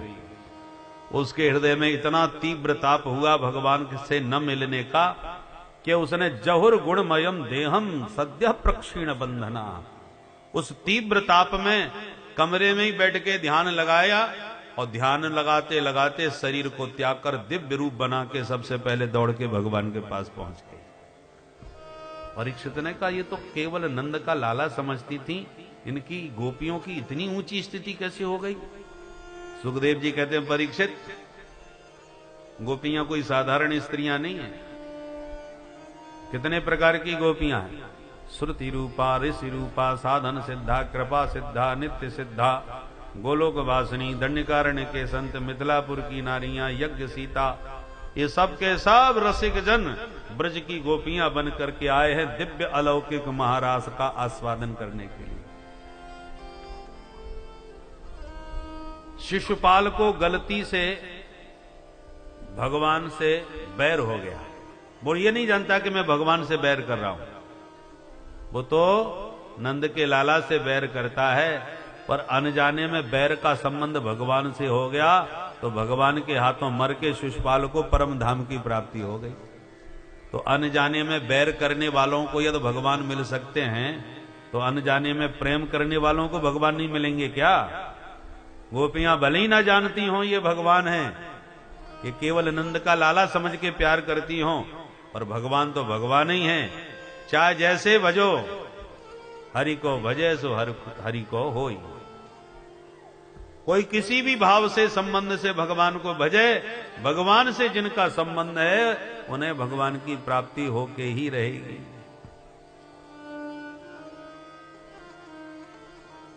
जैसी गोपियां भगवान के पास आई, भगवान ने स्वागत किया। स्वागतम वो महाभागा प्रियं किंकरिवाणि ब्रजस्या नामयं कच्चित् ब्रूता गमन कारणम। वो महाभागा सुस्वागतम। आओ आओ देवियों, आपका स्वागत है। कहिए हम आपकी क्या सेवा कर सकते हैं? ये अचानक आने का कारण क्या है? स्वागत किया तब तो गोपियां बड़ी गदगद भई, पर जब प्रश्न किया ब्रूता गमन कारणम, आने का कारण क्या है, सोई गोपियों का मुंह लटक गया। 1 साल पहले हमारे चीर चुरा के हमसे कहा था कि शरद पूर्णिमा पे हम मनोरथ पूर्ण करेंगे, और उसके बाद में आज बंसी बजा के हमारा नाम ले लेके बंसी में बुला लिया, और जब सब कुछ त्याग करके आ गई तब कह रहे हैं ब्रूतागमन कारण। ये तो वही वाली बात भाई, पंडित जी नौता है 12 बजे कल ध्यान से समय पर आ जाइयो भोजन के ताई। ठीक है, पंडित जी ने घर में कह दी भोजन मत बनाइयो, आज हमारो नौता है। और चटकती धूप में 12 बजे बेचारे भूखे प्यासे पंडित जी चल के पहुंचे घर। कुंदी खटखटाई तो किवाड़ खोले, अरे आओ आओ महाराज जी, बड़े दर्शन दिए, खूब कृपा करी, स्वागत है आपको। और बताओ महाराज जी कैसे आना हुआ? अब बताओ पंडित जी पर क्या बीतेगी? भाई निमंत्रण तुमने दिया है और तुम्हारे कारण हम इतनी देर तक भूखे रहे हैं, और तुम ही पूछ रहे हो कैसे आना हुआ। वही हालत गोपियों की, कुछ बेचारी बोली नहीं, मुंह लटका के खड़ी हो गई।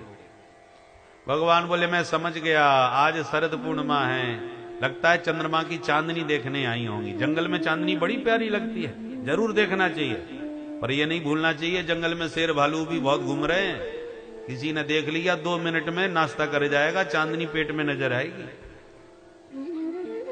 देख ली हो चांदनी तो तुरंत चली जाओ, कोई भी जानवर हमला कर सकता है जंगल में। गोपियों ने सिर हिला के कहा, ये चांदनी वांदनी देखने नहीं आई। अरे तो फिर क्यों आई हो? अब समझा, पतिदेव से खटपट हो गई होगी, तो घर में महाभारत करके लड़ाई झगड़ा करके भगी आई मेरे पास। गलत बात। पतिदेव से कितना भी महायुद्ध हो जाए, कितना भी वाद विवाद हो जाए, पर स्त्री को घर की देहरी नहीं लागना चाहिए। एक बार घर की देहरी लांग के जो स्त्री चली गई, उसे न तो लोक में सम्मान मिलता है और ना ही उसका परलोक बनता है। दोनों लोग बिगड़ जाते हैं। इसलिए देवियों, जैसे बने घर में निर्वाह करो, घर की देहरी लांग के मत जाओ। कोई समाज में आदर नहीं देता,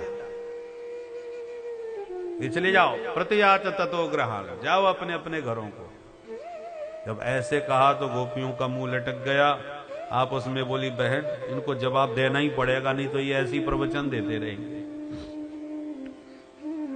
तब गोपियों ने मिलकर के जो जवाब दिया, इसका नाम है प्रणय गीत। मयि बम विभोर्हति भवान गदितुं न संसम संत्यज्य सर्व विषयास्तव पादमूलम् भक्ता भजस्व दुर्वग्रहमात्यजास्मा देवो यथादि पुरुषो भजते मुमुक्षुम्। गोपियां बोली, हे प्यारे, हम तुम्हारे लिए सारा संसार त्याग करके आपके चरणों में आई हैं, किंतु जब से तुम्हारे सामने आई हैं, आपके मुख से एक ही शब्द निकल रहा है, चली जाओ, लौट जाओ, भाग जाओ। क्या हमारी शकल इतनी गई गुजरी है? हम इतनी गई बीती हैं कि एक बार आप हमारी तरफ प्रेम से दृष्टि भी नहीं डाल सकते, दो मीठी बात भी अपने मुंह से नहीं बोल सकते। अरे मधुराधिपते रखिलम मधुरम, आप तो मधुरता के अधिपति हो और मधुरता की मूर्ति होकर के आज कड़वा करेला जैसा कटु वचन तुम्हारी वाणी से क्यों निकल रहा है? ये कड़वी कड़वी बातें क्यों कर रहे हो? यदि हमें घर लौटाना चाहते हो तो ठीक है, लौट जाएंगी, पर जो हमारा बंसी बजा के मन चुरा लिया है, चित्त चुरा लिया, उसे तो वापस लौटाओ हमें। बिना मन के कैसे जाएं घर? पादौ पदम न चलतस्तव पाद मूलात् याम कथम ब्रजमथो करवाम किंबा।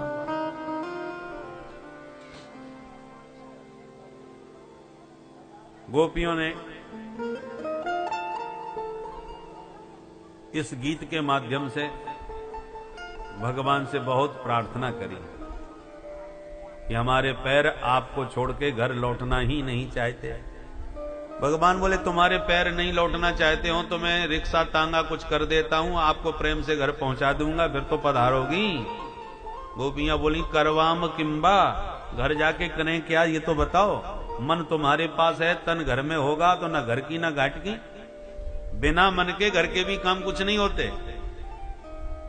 भगवान दिव्य प्रेम का रास रस भरना चाहते हैं।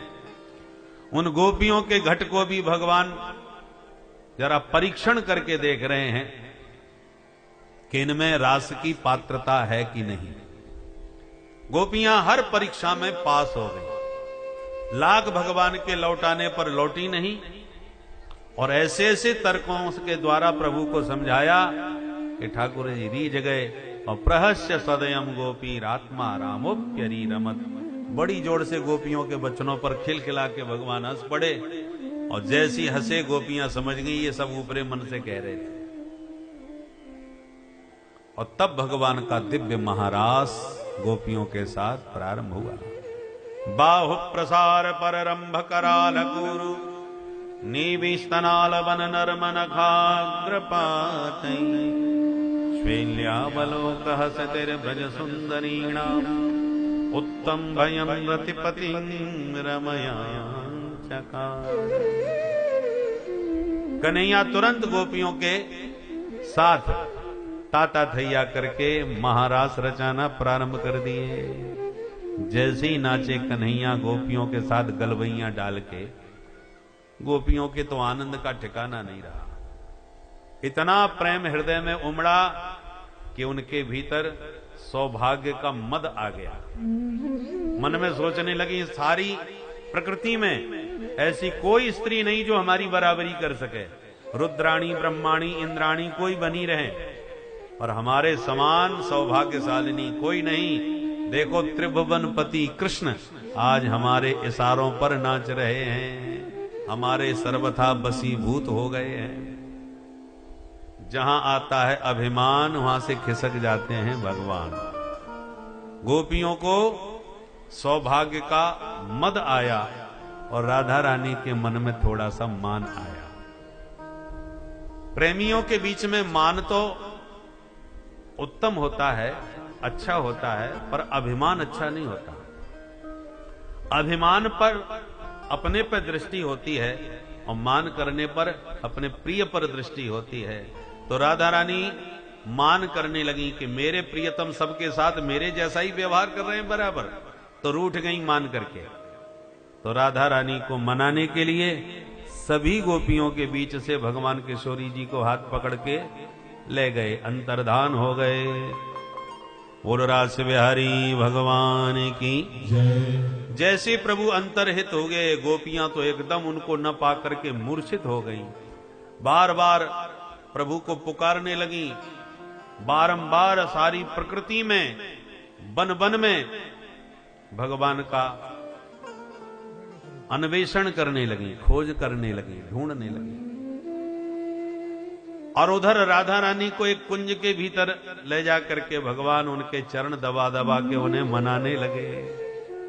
किशोरी जी को भगवान मना रहे हैं। ये वृंदावन धाम में जो यमुना वे एक्सप्रेस वे बना हुआ है, जब दिल्ली से हम उतरते हैं एक्सप्रेस वे से, तो वहां पर पास में ही है मान सरोवर, जहां पर किशोरी जी मान करके बैठ गई थी और माधव उनके चरण दबा दबा के उन्हें मना रहे थे। उसी का नाम मान सरोवर है। बड़ा दिव्य स्थान है। आप वृंदावन दर्शन करने जाओ तो मान सरोवर के भी दर्शन करो। राधा रानी को भगवान मना रहे हैं, किशोरी जी रूठी बैठी हैं। रसिकों ने जब यह दर्शन किया कि सारा संसार जिसको रिझाता है, वे ठाकुर जी तो राधा रानी को रिझाने में लगे, तो ब्रज में फिर कृष्ण कृष्ण कहना सब भूल गए, सब राधे राधे पुकारने लग गए। बोल राधा रानी की जय। बरसाने वारी की जय। राधे तू बड़ भागिनी,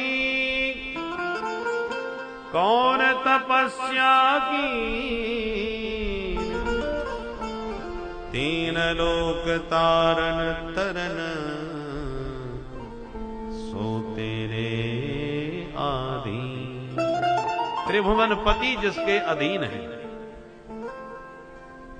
वशीभूत है। परंतु राधा रानी बोली, प्यारे अब मैं तुम्हारे साथ चल नहीं पाऊंगी, मैं भी बहुत थक गई हूं। भगवान बोले, किशोरी जी ज्यादा थक गई हो तो हमारे कंधे पर बैठ जाओ, मैं आपको लेके चलूंगा। बोलो कहां चलना है? किशोरी जी बोली, नयमाम यत्र ते मनः, जहां तुम्हारा मन हो वहां लेके चलो। तो विराजो मेरे कंधे पर। भगवान ने कंधा झुका दिया और किशोरी जी ने कदम उठा दिया कंधे पर बैठने के लिए। जैसी कदम उठाया, कन्हैया तुरंत वहीं से अंतर्धान हो गए। राधा रानी तो कन्हैया को न पाकर के वहीं मूर्छित होकर गिर पड़ी। सखियां किशोरी जी और गोविंद के पग चिन्हों को देखती देखती पीछा करती वन वन में विचरण कर रही थी, सो उसी कुंज में पहुंच गई।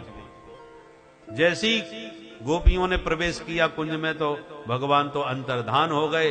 किशोरी जी मूर्छित में वहां पड़ी थी। तुरंत मूर्छावस्था में चारों तरफ से गोपियों ने किशोरी जी को घेर लिया। कृष्ण नाम संकीर्तन किया तो किशोरी जी को होश आ गया। बार बार विविध नामों से हरि को पुकारने लगी। सखियां बोली, किशोरी जी आप आज्ञा दो तो हम उन्हें चारों तरफ से जंगल के कोने कोने से कहीं ना कहीं से ढूंढ के लाएंगे। राधा रानी बोली, नहीं नहीं, कोई उन्हें ढूंढने मत जाना सखी, क्योंकि जितना तुम ढूंढने जाओगी उतना ही वो गहरे जंगल में जाएंगे छुपने के लिए। उनके चरणों में कांटे चुभेंगे, रात है, छोटे छोटे कंकड़ पत्थर उनके चरणों में कष्ट पहुंचाएंगे, तो फिर हम क्या करें किशोरी जी? तो किशोरी जी ने कहा चलो यमुना के तट पर चलती हैं, यमुना जी की रेती में बैठ के उन्हें पुकारेंगी, यदि आए तो ठीक है, नहीं तो हम यमुना जी में ही अपना जीवन लीला समाप्त कर देंगे। तो सभी सखियों को साथ में लेके किशोरी जी यमुना जी के तट पर पहुंची और फिर सबने मिलके एक स्वर में गीत गाया। इसी गीत को कहते हैं गोपी गीत। भागवत का सबसे सुंदर मधुर प्यारा गीत है ये। गोपियों ने 5 गीत गाए हैं, वेणु गीत, प्रणय गीत, गोपी गीत, युगल गीत और भ्रमर गीत। भगवत कृपा से इन 5 गीतों को हमने स्वर संगीत तालबद्ध करके गाने का प्रयास किया है और बहुत जल्दी आप यदि YouTube पर सर्च करेंगे इन गीतों का तो आपको सुनने को भी मिल जाएंगे। इसलिए आइए प्रेम से इन गीतों को गोपियों के साथ हम भी मिलकर के गुनगुनाएं। गोपी गीत। जयति तेरिकम जन्मना व्रज श्रयत इंदिरा शाश्वत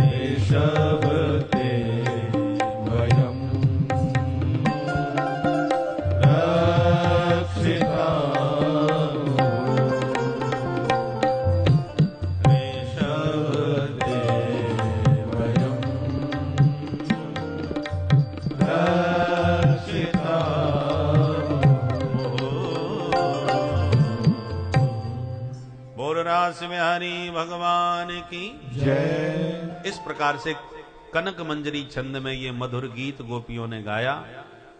गोपियां कहती हैं, हे प्यारे तब जन्मना ब्रज वैकुंठाद अधिकम जयति। भगवान से कहती हैं गोपियां, अरे निष्ठुर निर्दयी, तुम्हें दया नहीं आती हमारे ऊपर? तो गोपियों ने भी कहा, प्यारे हमने भी अपने प्राणों को त्यागने का भरपूर प्रयत्न किया, परंतु क्या करें, हमारे भी प्राण नहीं निकले। तो भगवान ने कहा कि भाई वहां तो बात समझ में आई, पर तुम्हारे प्राण क्यों नहीं निकले? तुम्हारे सामने क्या समस्या थी? गोपियों ने कहा, हमारे सामने समस्या ये है कि हमने अमृत पी रखा है और अमृत पीने वाला मर ही नहीं सकता। हमने भी अमृत पी लिया, इसलिए हम मरना भी चाहें तो नहीं मर सकते। भगवान बोले, तुम्हें अमृत कहां मिल गया? जो आपके कथामृत का दान करते हैं, दानियों में उनसे बड़ा महादानी कोई नहीं हो सकता। कोई अन्न दान, कोई वस्त्र दान, कोई गौ दान, कोई भूमि दान करता है, पर सबसे बड़ा दानी कौन है? जो हरि के कथामृत का पान करा करके हृदय में हरि को ही विराजमान कर देता है, उससे बड़ा महादानी दुनिया में दूसरा कोई नहीं। भुवि गृणंचिते भूरिदा जनाः। इस प्रकार से बहुत प्यारा यह गीत गाया, और गाते गाते गोपियां एक स्वर में करुण क्रंदन कर उठी। रुरुदुः सुस्वरम राजन कृष्ण दर्शन लालसा। भगवत दर्श की लालसा में सब गोपियां व्याकुल होकर के जब विलाप करने लगी, तब भगवान से रहा नहीं गया। तासामाविर्भूत छौरी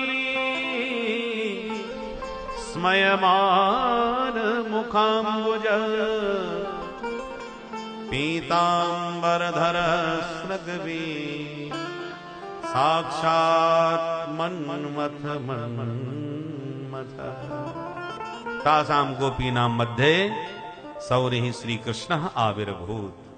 तुरंत भगवान गोपियों के बीचों बीच मंद मंद मुस्कुराते हुए प्रकट हो गए। बोल बंसी वारे की जैसे अपने बीच माधव को देखा, गोपियों ने चारों तरफ से भगवान को घेर लिया। किसी ने पीतांबर, किसी ने चरण भगवान के पकड़ लिए। एक गोपी को तो अभी भी आंखों पर भरोसा नहीं कि सचमुच प्रकट हो गए। उसको लगा मैं कल्पना कर रही हूं।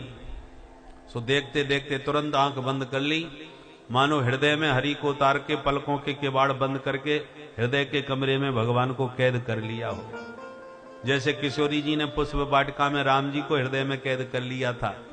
लोचन मग राम ही उर आनी, दीन है पलक कपाट सयानी। ऐसी गोपियों ने भी गोविंद को हृदय में कैद कर लिया।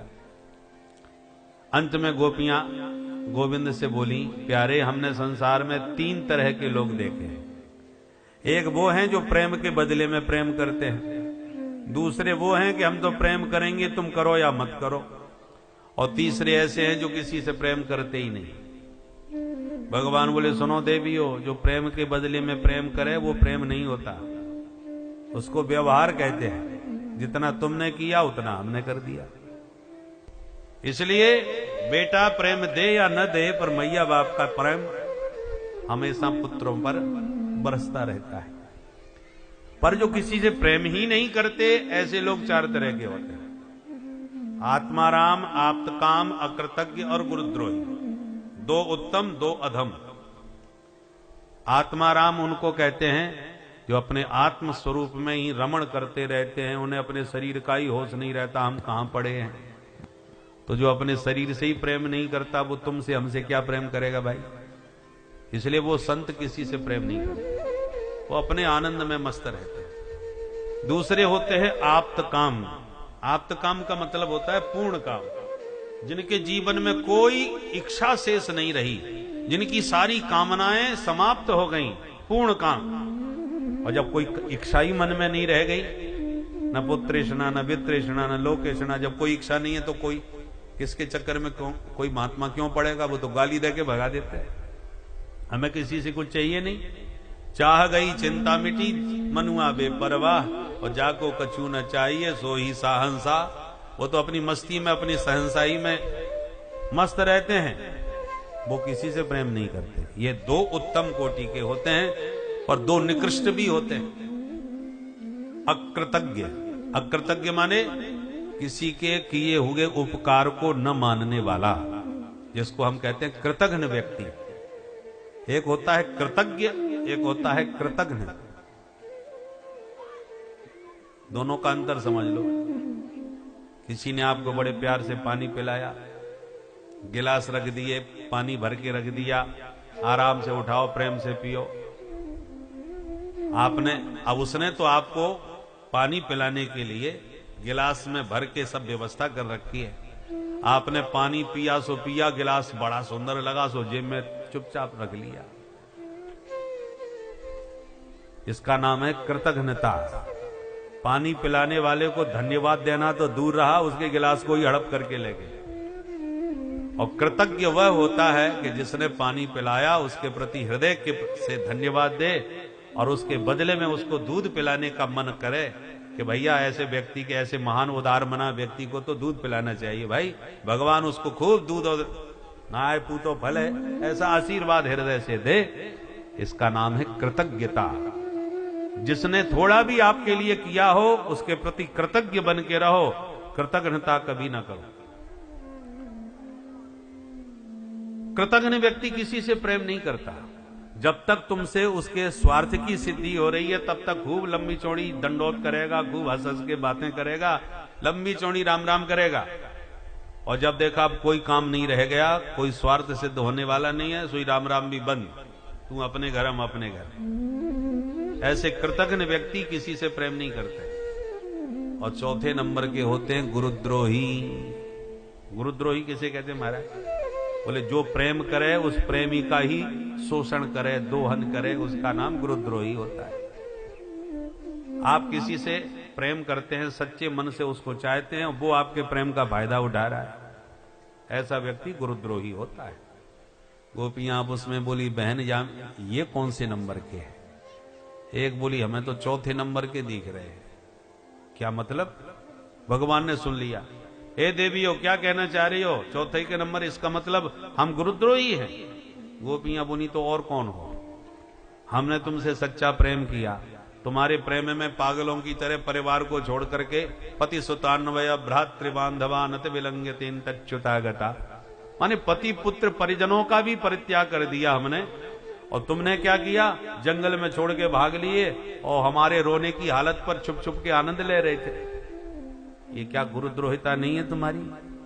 भगवान हाथ जोड़ के बोले देवियों ऐसे मत बोलो, मैं गुरुद्रोही नहीं हूं। या तुम मेरे लिए रो रही थी तो तुमसे ज्यादा तुम्हारे लिए मैं रो रहा था। तुम एक रोती थी तो चार समझाने लग जाती थी और कह सुन करके अपना दुख दर्द बांट लेती थी। मेरी तो कोई सुनने वाला नहीं था, मुझे तो कोई संभालने वाला भी नहीं था, तो तुमसे ज्यादा कष्ट तो मैंने भोगा है। गोपियां बोली तुम नंबर 1 के झूठा। तुम्हें यदि हमारे बिछोड़ने का दर्द होता तो हमें छोड़ के भागते क्यों? भगवान बोले देवियों बिना विरह के मिलन का कोई महत्व नहीं होता। अंधियारी काली रात आती है उसके बाद ही दिन के भास्कर का महत्व समझ में आता है। 24 घंटे दिन बना रहे तो दिन की कोई कीमत नहीं रह जाएगी, पर अंधियारी रात के बाद जब सवेरा होता है तब लोग सूर्य भगवान का महत्व समझते हैं। भाई सूर्योदय हो गया, देखो देखो सूर्य निकल आया, सब पूजा करते हैं, सूर्य को अर्घ देते हैं, उसका महत्व समझते हैं। भगवान ने बड़ी प्यार से गोपियों को समझाया देवियों ये विरह भी बहुत जरूरी होता है मिलन के महत्व को समझने के लिए। सच तो यह है देवियों मैं देवताओं के समान दिव्य आयु पा करके भी मैं तुम्हारी सेवा करूं तब भी तुम्हारे ऋण से कभी उऋण नहीं हो सकता।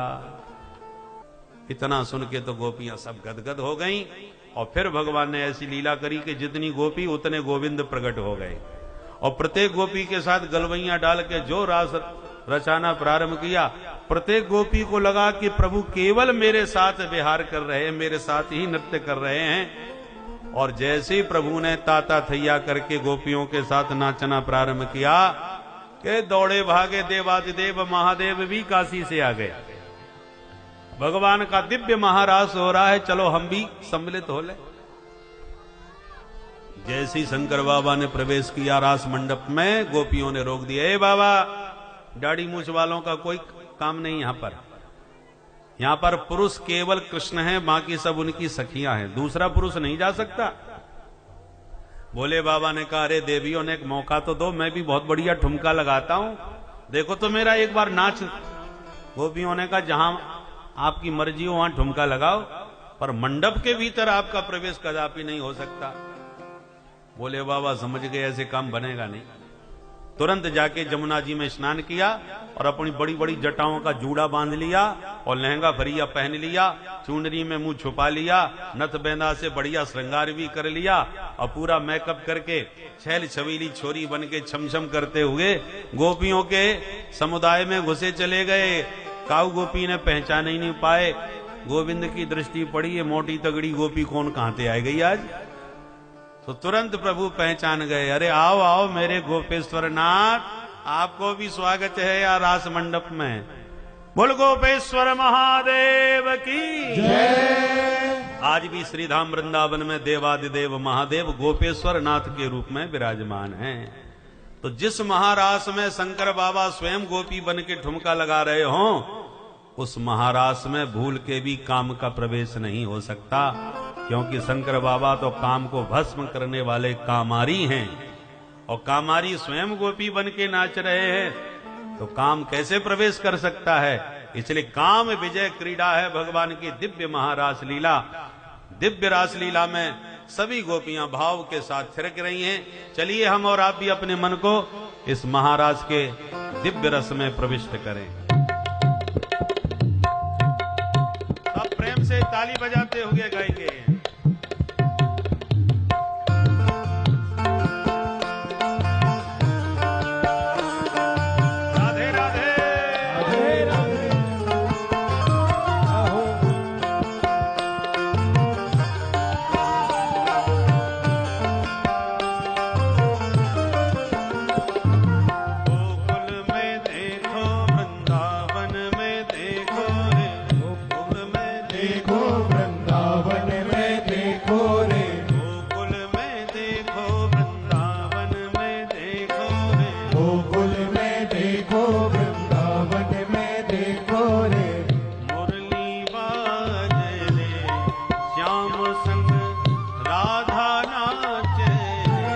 श्याम संग राधा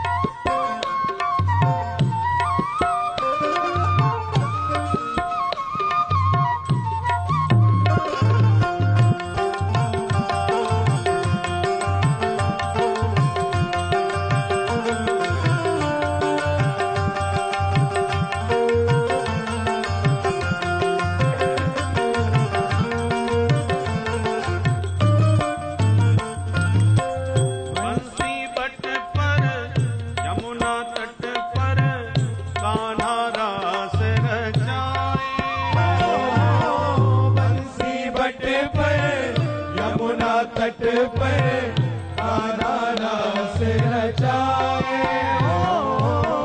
गोपी बनकर शंकर आए, गोपेश्वर कहलाए।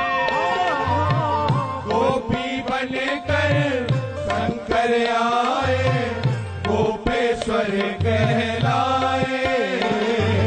डम डम डम डमरू बाजे, डम डम डमरू बाजे, कान्हा की मुरली बाजे, कान्हा की मुरली बाजे। डम डम डमरू बाजे, कान्हा की मुरली बाजे। सारा जग नाचे रे, श्याम संग राधा नाचे रे। ओ श्याम संग राधा नाचे रे। गोकुल में देखो, वृंदावन में देखो रे। गोकुल में देखो, वृंदावन में देखो रे। मुरली बाजे रे, श्याम संग राधा नाचे रे। श्याम संग राधा नाचे रे। रास बिहारी भगवान की जय हो।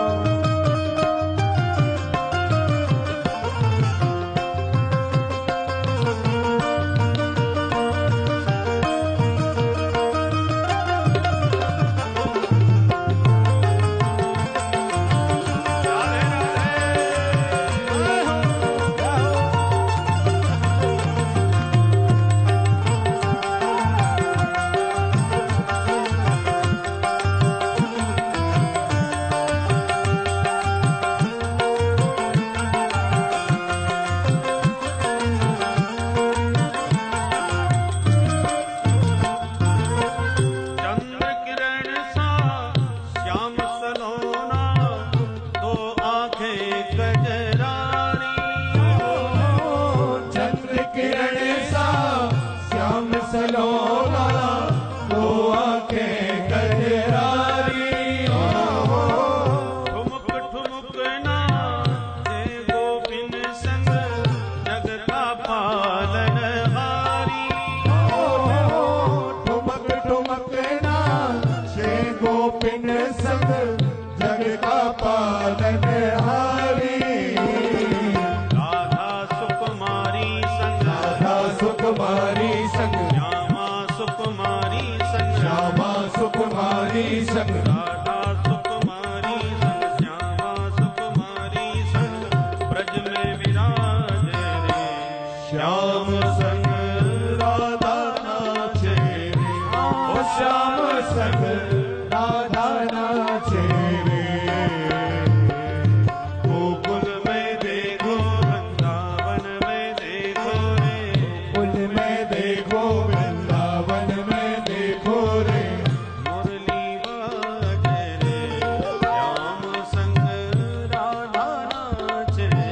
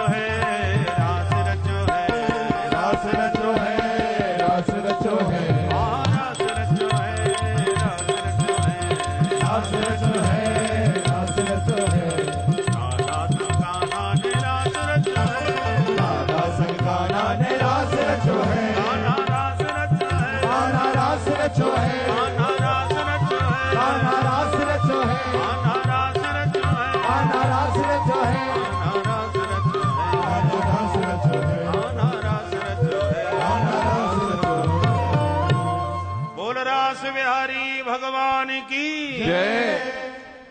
विक्रीडितं व्रजवधो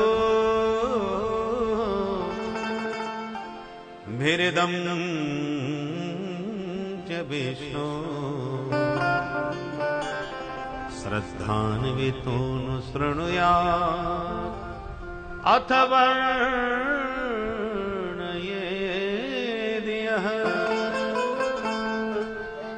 भक्तिं परां भगवती प्रतिलभ्य कामम्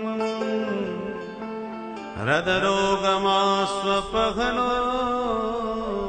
त्यचिरेण धीरा हृदरोगमास्वपहनो त्यचिरेण धीरा। ब्रज वनिताओं से भगवान ने जो दिव्य महाराज किया है, इस दिव्य महाराज को जो प्रेम से कहेगा और सुनेगा, उसे भगवान के श्री चरणों में पराभक्ति प्राप्त होगी और उनका हृदय रोग सदा सर्वदा के लिए समाप्त हो जाएगा। कि महाराज के श्रवण का फल सुखदेव जी ने बतलाया है। बोल रास बिहारी भगवान की जय। अब कन्हैया तो वृंदावन में रास रचा रहे हैं, पर उधर मथुरा में मामा जी पर क्या बीत रही है, थोड़ी मामा जी की भी सुन लो। एक दिन घूमते नारद जी पहुंच गए। कंस ने बड़ा स्वागत किया, गुरुजी आपके खूब दर्शन भय। नारद जी बोले, चेला जी आज आपका मुख हमें प्रसन्न नजर नहीं आ रहा, परेशान से लग रहे हो, क्या क्या बात हो गई? कंस ने कहा, गुरुजी कुछ समझ में नहीं आता, मैंने बड़े बड़े वीर भेजे, परंतु गोकुल में जाकर के कोई लौटता ही नहीं है, सब वहीं के वहीं ठंडे हो जाते हैं। मैं आजकल इन दोनों बच्चों के कारण बहुत परेशान हूं, ये नंद के जो दो छोरा हैं। नारद जी बोले, तुम बड़े भोले हो, तुम्हें कुछ पता ही नहीं है। मतलब ये है कि जिनको तुम नंद के लाला कह रहे हो ना, वो नंद के लाला नहीं है तो किसके लाल है? अरे वो तुम्हारी बहन देवकी के 8वें लाल हैं, वे तुम्हारे काल हैं। क्या कहा गुरुदेव? देवकी का 8वां लाल वो नंद का लाला? हाँ, तुम्हें कुछ पता ही नहीं है।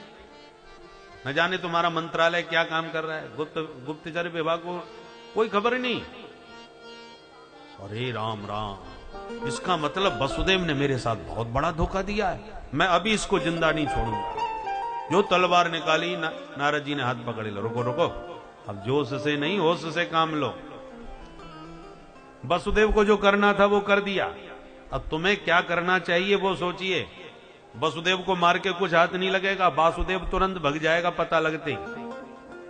और यदि उसका पिता तुम्हारे पास रहेगा तो आज नहीं तो कल बाप से मिलने जरूर आएगा, और जब वो आएगा तो तुम सब मिलके उसे ठिकाने लगाओ। वहां भेजना बंद करो और उनको यहां बुलाने की कोशिश करो। वाह गुरुदेव, क्या जोरदार बात बताइए आपने, आज तो मेरी आंखें खुल गई। अब आशीर्वाद दीजिए, मैं बहुत जल्दी उसको अब ठिकाने लगाऊंगा। नारद जी बोले, हमारा आशीर्वाद। नारद जी तुरंत भाग करके गोकुल में गए, भगवान से बोले, सरकार इस धरती पर इतने दुष्ट भरे पड़े हैं कि आप ऐसे आराम से निपटाओगे तो ये तो महाराज निपटने वाले नहीं है, इसलिए फुटकर काम बंद करो, थोक का काम चालू करो। इक्का दुक्का मारने से कुछ नहीं होगा। हमने ऐसा बीज बोया है कि 1-2 दिन में कोई ना कोई लेने जरूर आएगा तुम्हें। सो मथुरा में चले जाना और 1 दिन में ही सबकी छुट्टी कर देना। मुझे बहुत सारी लीलाएं आपके द्वारा देखनी है। और यूं सारी बात बता के गायब हो गए। कंस ने इधर आपातकालीन मीटिंग बुलवाई, बड़े बड़े दैत्य आए। कहो महाराज कैसे याद किया? कंस ने कहा, आज पता चला है कि जिस कृष्ण को मैं नंद का लाला समझता था, ये तो मेरी बहन देवकी का ही लाला निकला। गुरुदेव ने आंखें खोल दी मेरी। अब उसको कैसे ठिकाने लगाऊं ये समझ में नहीं आ रहा, इसलिए आप सबको बुलाया। केसी नाम का दैत्य खड़ा होके बोला, अरे महाराज, ये तो वो कृष्णचंद्र है तो हम भी केसी हैं, वो हिंदी का मैं अंग्रेजी का। कृष्णचंद्र का शॉर्टकट होगा केसी। तो आप मुझे मौका दीजिए, मैं आज ही ठिकाने लगा देता हूं, कुछ कहने की किसी से जरूरत नहीं। अच्छा तो ठीक है, चले जाओ। केसी नाम का दैत्य घोड़ा बन के दौड़ा। यमुना तट पर भगवान खेल रहे थे, जो मुंह फाड़ करके भगवान पर प्रहार किया, भगवान ने एक मुक्का जमाया, सो गोविंदाय नमो नमः। एक मुक्के में प्राण निकल गए। यमुना तट पर आज भी केसी घाट बन गया। फिर व्योमासुर आया ग्वाला बन के, उसे भी ठिकाने लगाया। फिर अरिष्टासुर आया बैल बन के, उसे भी परलोक पहुंचाया। कंस ने कहा अब कोई नहीं जाएगा, अब तो निश्चित रूप से उसी को बुलाया जाएगा। पर लेने कौन जाएगा, वो किस बहाने से बुलाया जाए। कंस ने तुरंत अक्रूर जी को बुलवाया कि ये उनका चाचा लगता है, ये लेने जाएगा तो हम पर कोई शंका नहीं कर पाएगा। अक्रूर जी को बुलाया गया, हाथ में हाथ मिला करके बड़े प्यार से दरबार में बैठाया और कहा मित्र तुम हमें कभी याद ही नहीं करते, इसलिए आज तुम्हारी याद आई, हमने बुलवा लिया। अक्रूर जी के तो धड़कन तेज हो गई, ये दुष्ट ने आज तक राम राम ठीक से नहीं करी, आज बड़ा प्रेम दिखा रहा है। नवन नीच की अति दुखदाई। दुष्ट व्यक्ति का विनम्र होना भी बहुत खतरनाक होता है। बिल्ली झुक जाए तो समझ लो झपटने वाली है, उसका झुकना ही खतरनाक है। अक्रूर जी बोले सरकार आप तो आज्ञा दो, इस दास को याद कैसे किया। कंस ने कहा मित्र मेरी इच्छा है कि मैंने एक बहुत बड़ा विशाल मेला मथुरा में रखा है। तुम तो जानते हो मैं बचपन से ही पहलवान रहा हूं, कुश्ती का मुझे बहुत शौक है। विश्व चैंपियन बुलाए गए हैं इस मेला में, एक से एक जबरदस्त कुश्ती होगी। आजकल कृष्ण बलराम का भी बड़ा नाम सुनने में आ रहा है, तो मेरी हार्दिक इच्छा है तुम मेरा रथ लेके जाओ, दोनों बच्चों को लाओ, उन वीरों का भी पराक्रम अखाड़े में देखने को मिलेगा, मेला में सबको आनंद आएगा। अब अक्रूर जी समझ गए इस पापी के पेट में कोई षड्यंत्र है। हाथ जोड़ के बोले महाराज मुंगेरी लाल के हसीन सपने हैं, देखने में कोई बुराई नहीं है, पूरे कितने होंगे ये तो समय बताएगा। चुपचाप व्यंग करके चले गए। रात्रि घर विश्राम किया और दूसरे दिन सवेरा होते ही वृंदावन में चल पड़े। पर सवेरे के निकले, शाम को पहुंचे वृंदावन। रथेन गोकुलम प्राप्त सूर्यश्चास्त गिरिम नृप। वृंदावन में आते सूर्यास्त क्यों हो गया भाई? सवेरे के निकले थे, क्योंकि चल तो पड़े वृंदावन, पर मन के रथ पर बैठ के पहले ही पहुंच गए वृंदावन। किम मया चरितम भद्रम किम तप्तम परमं तपः किम बाधाप्यर्हते दत्तम यद्रक्ष्यामद्य केशवम्। अद्य अहम केशवम द्रक्ष्यामि। विश्वास नहीं होता क्या सचमुच आज मैं केशव का दर्शन करूंगा? बड़े बड़े योगी मुनींद्रों को जिनके चरण का दर्शन दुर्लभ होता है, योगी ध्येयांघ्रि पंकजम, मैं उनको उनसे मिलूंगा, वो यदि मेरे से चाचा जी कहेंगे तो मैं तो धन्य हो जाऊंगा। रिश्ते में तो चाचा ही लगता हूं।